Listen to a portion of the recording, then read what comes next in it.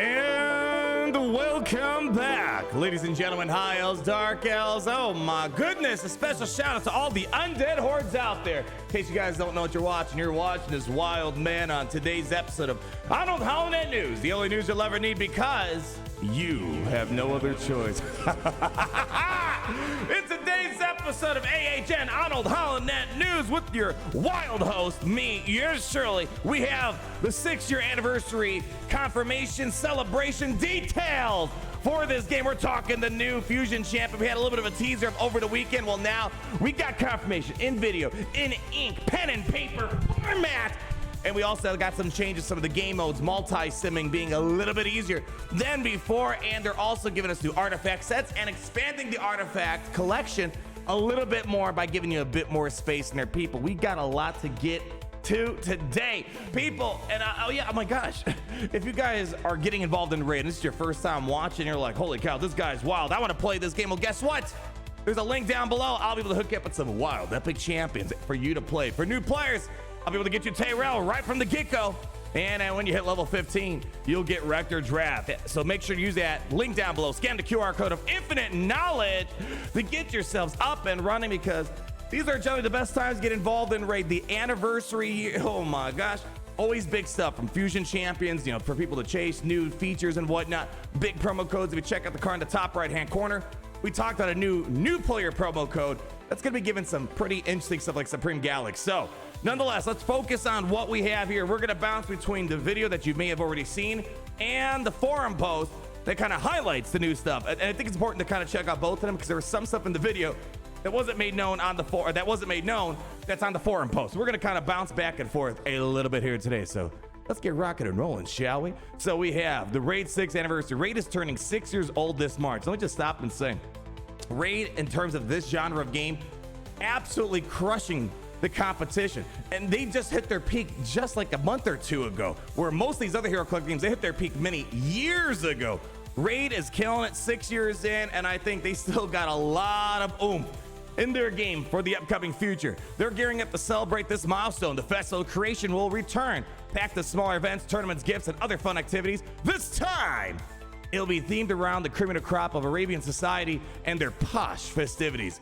And here we go, people. Lord Entertainer Fabian, potato, tomato, our anniversary champion. And yeah, some interesting things that are going to be going on with this guy. Armand's was a big deal last year, such a big deal, where I just needed to have 3 of them. Did I ask for it? No.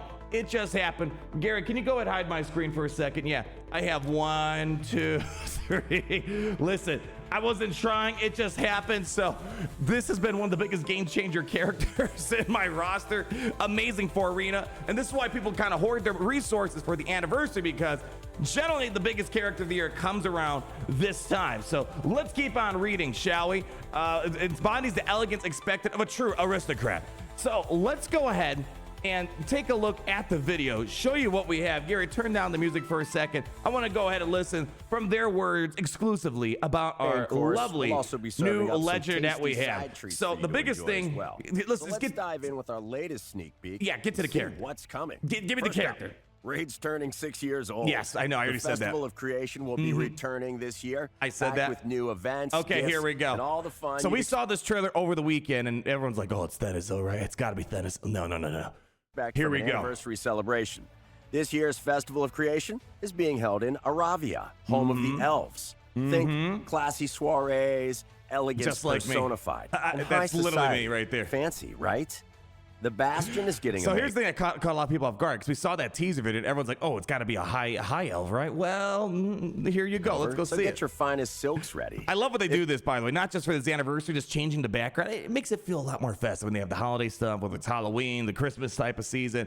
I love when they do this. The enigmatic and charming Armand the Magnificent was the perfect host last year. And the graceful and sophisticated, aristocratic here we go. Lord Entertainer Fabian is certainly the man for the job. And this tips the hand. It's going to be an undead horde member, despite being hosting a high elf party. It's going to be an undead horde. So again, when I saw this over the weekend, it gave me Fan of the Opera vibes.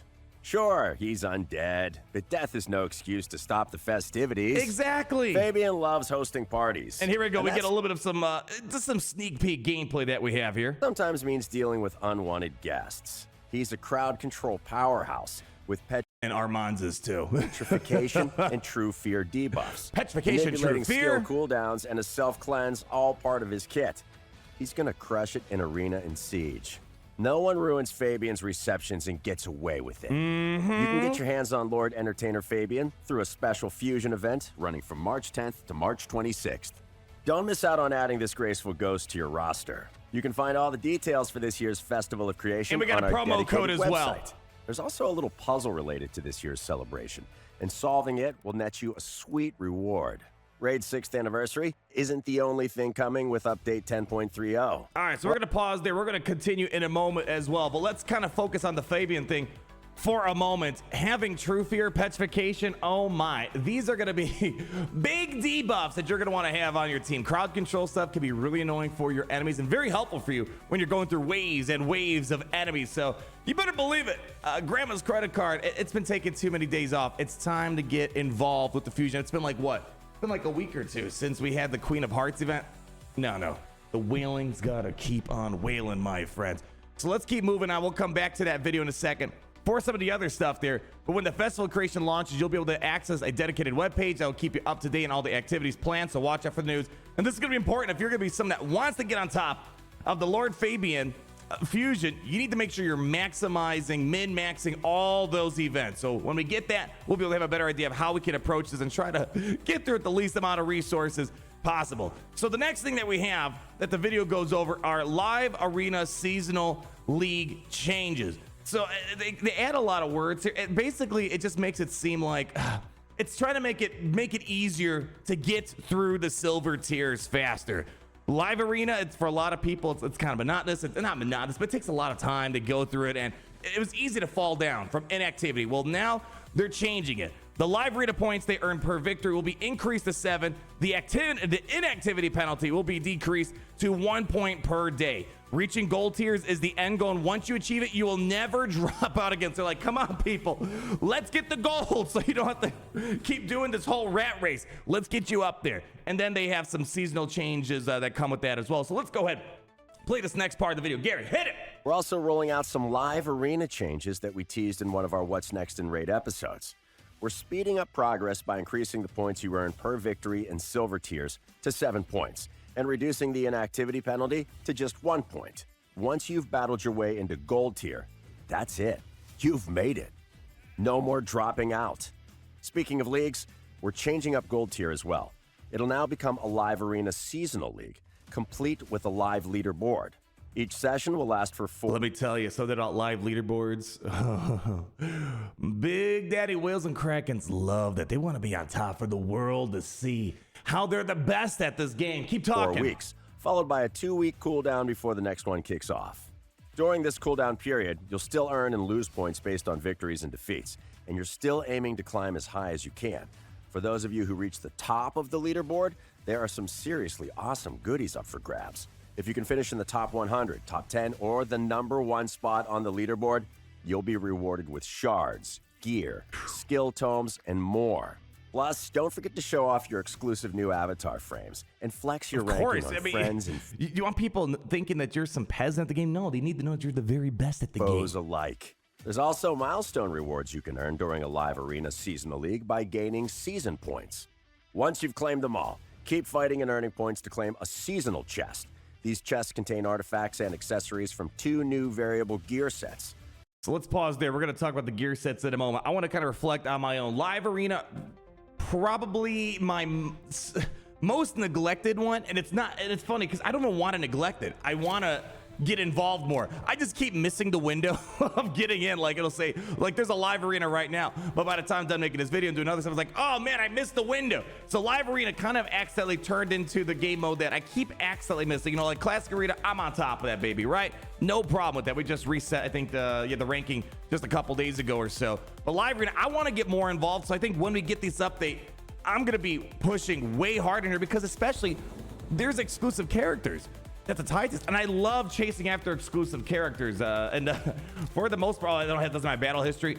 I love trolling my opponents with my triple Armands combo. It's a ton of fun. I just keep missing the window when it shows up. So I really want to make it a bigger thing for me to push harder. And I think with these live season changes, or live arena changes, it's going to be my incentive to finally get involved, especially with having less of a penalty dropping. So can't wait to get more involved with that. So we're about to talk about the new upcoming gear set here.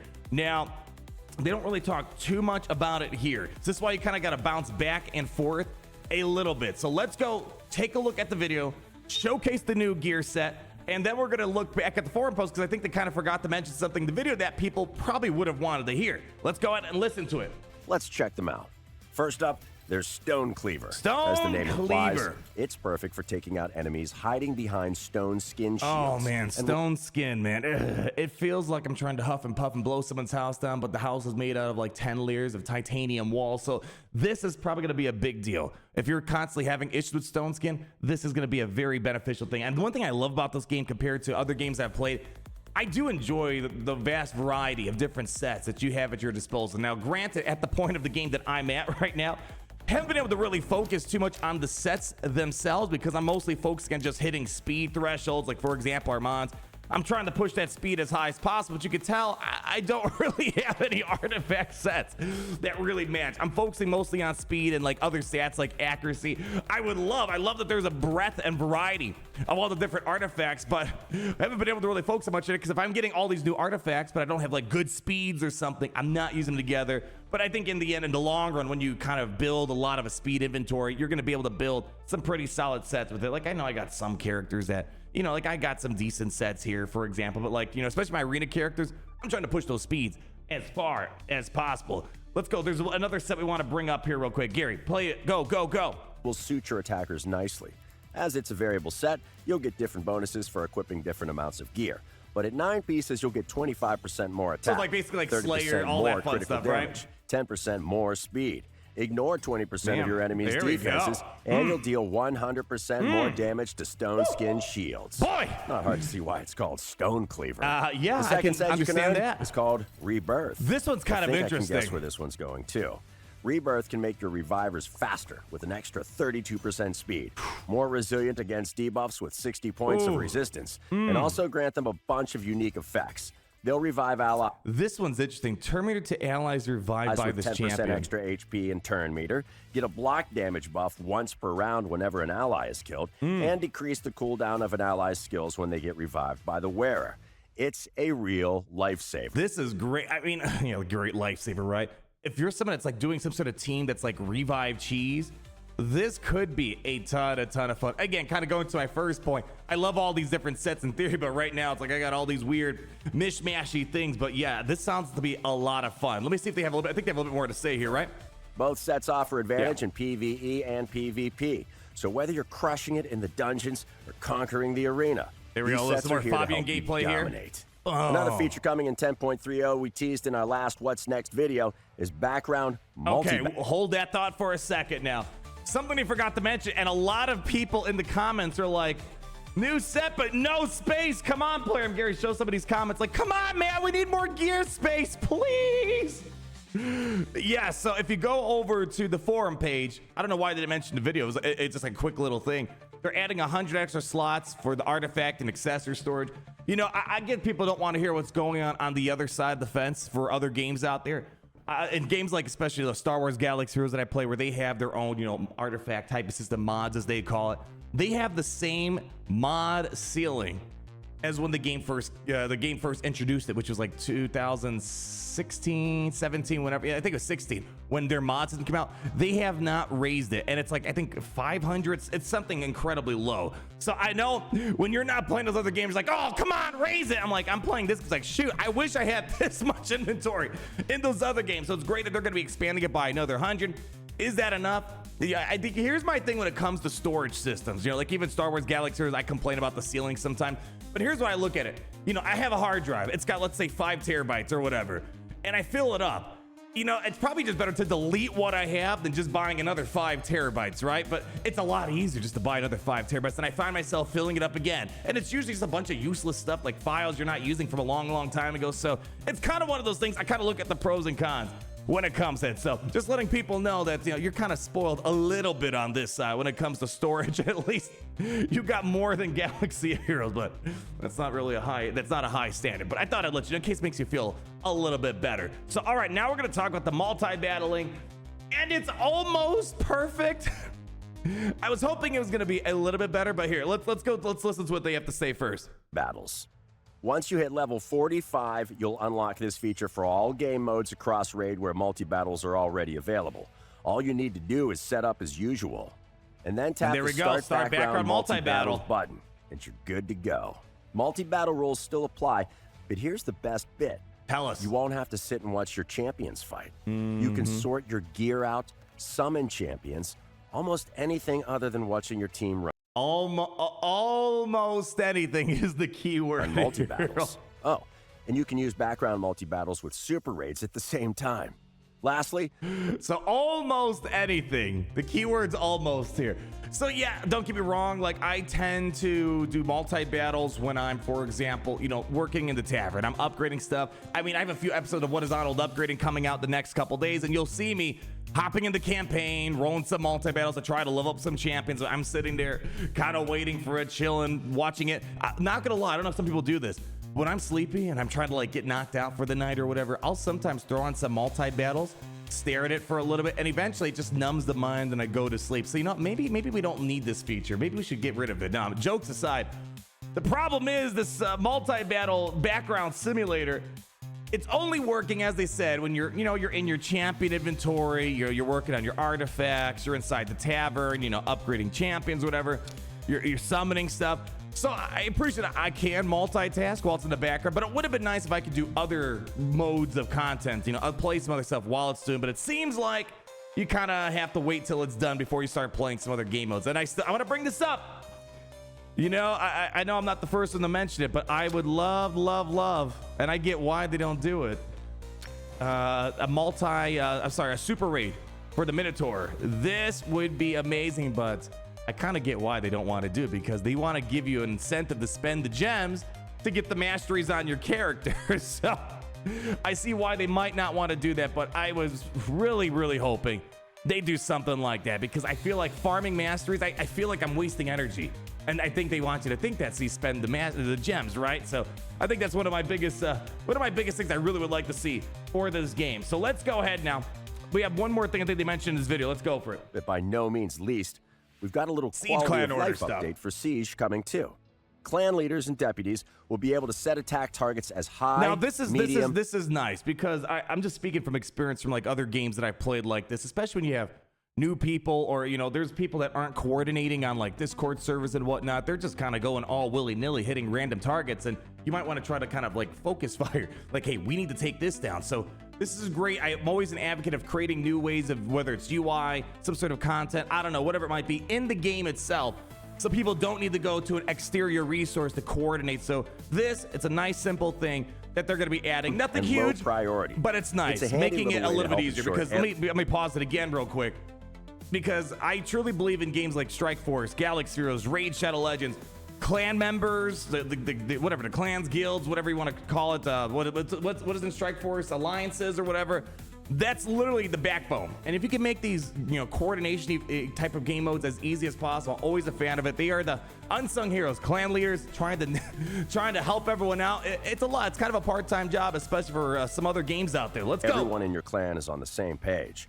Knowledge is power, and knowing where to attack can make sieges more successful. And that's everything for today. We can't wait to celebrate Raid's 6th anniversary with you when update 10.30 drops. Don't forget to like the video, subscribe to the... Make sure you like and subscribe. Hit the bell button. Leave your thoughts down below. You know, all the usual stuff. Even Raid understands what you got to do on the YouTube side of things. A few other things they didn't mention in here. Again, kind of small things. You can now remove champions from the summon slots during progressive chance event while maintaining the increased chances. A notification will warn you that if the summon slots are empty, the progressive chance event will be inactive, but your chance will remain the same when the slot is filled again if they haven't already been. And then also, you'll be able to view champions in info during progressive chance events. All right, yeah, again, small things. We also got some champion rebalances for the mythical Calamitous, as well as the legendary Alil Hello?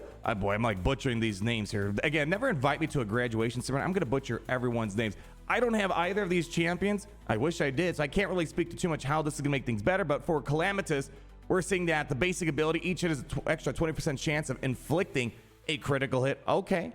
Then also on the Horde of Calamity, we see that they added each hit has an extra 20% chance of inflicting a critical, trying to get some more crits on this guy. And the first hit will ignore 10% of the target's defense. Each subsequent hit will ignore an additional 5% of the target's defense, and they increase the damage multiplier on top of that. Furthermore, we're going to be able to ignore 20% of each enemy's defense, huh? They're really trying to lean into making this guy hit harder, huh? He's an attack champion. Well, maybe he's got to hit harder than the Immortal Creation pass ability. They just basically slapped on a whole new thing. At the start of this champion's turn, place a shield buff equal to 50% of this champion's max HP on them for one turn. Also places a 50% increased attack buff on this champion for one turn. And the transformation, a couple things that changed here. We have, right, this is the same thing right here. Yeah, this is a little bit different down here. So Final Testament will ignore 20% of each enemy's defense, ignore 35% of each target's defense. Instead, if they are placed under a Hex debuff. So leaning more into Hex in this one. We got more critical chance hits on Termination. And then the Banquet of Death. Whenever this champion attacks and under Hex debuff, heals this champion for 30% by the damage inflicted. So trying to lean a little bit more into the Hex side effects. And then the Legendary is getting a few minor tweaks here.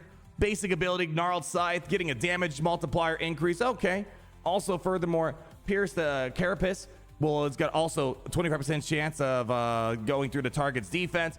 Also getting a new aura ability, 30% attack for all allies in all battles. Nice. And then Chill Wind of Autumn, getting a damage multiplier increase. I always do find in games like this, especially when you have a lot of champions, over time, I do feel like sometimes attackers lose their steam. We're generally like, support characters, if they got great crowd control, so they can kind of survive, the years. But attack champions, I feel like they need to get little tweaks here and there, unless they had some crazy amount of damage that's able to kind of stay relevant over the years. So people, that's basically going to be it for today. Looking forward to getting involved in all these events for the beautiful new Lord Entertainer, Fabian.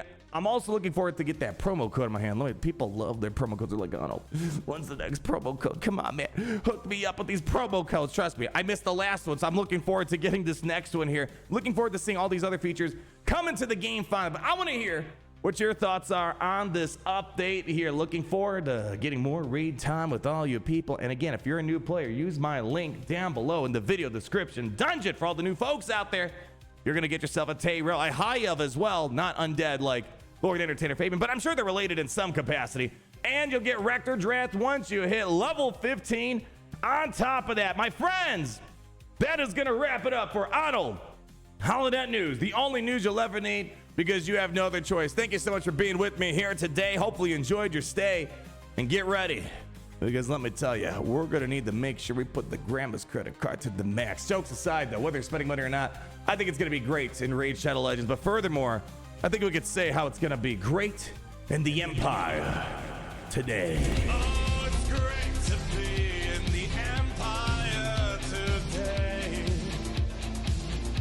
The sun never sets.